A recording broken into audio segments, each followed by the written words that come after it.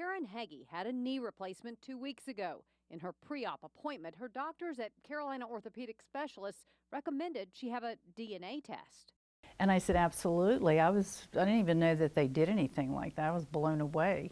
It's called pharmacogenetics. By testing the patient's DNA, doctors can determine how he or she will react to specific medications. With this test, we're trying to find ahead of time, A, what pain medication is going to work best for them, and B, what dosage is going to work best for them.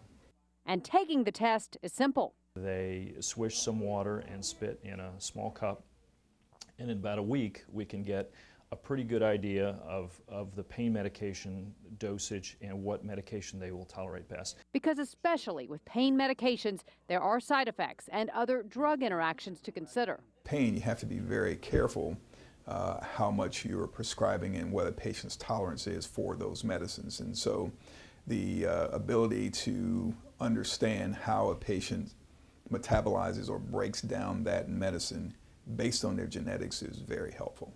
Here's how it works. There's several markers that we all possess, and based on your particular genetics, the markers tell us if you slowly metabolize a medicine, normally metabolize a medicine, or you're an ultra rapid metabolizer of a particular medicine.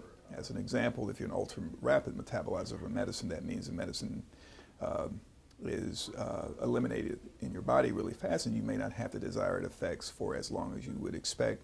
And with pain medication abuse on the rise, it can help doctors determine which medications are best. For me as a pain management physician, it certainly helps direct my steps in terms of what I would prescribe for a patient.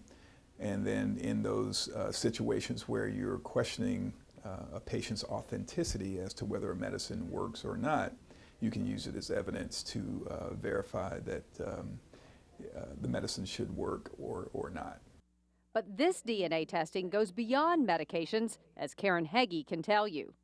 But what they did find out is that I have something called, I think it's factor V, and it is a gene that makes you more susceptible to a stroke by about 7%, which, I mean, I had no idea because no one in my family has ever had a heart attack or a stroke or embolism or anything.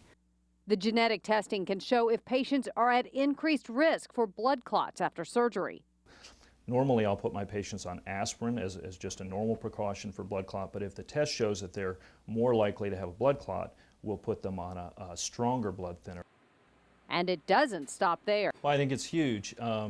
You know, there's obviously, I'm just testing for a small battery of medications, but this can stretch over to antihypertensive, cardiac medications, any medication that you have to take a certain dose.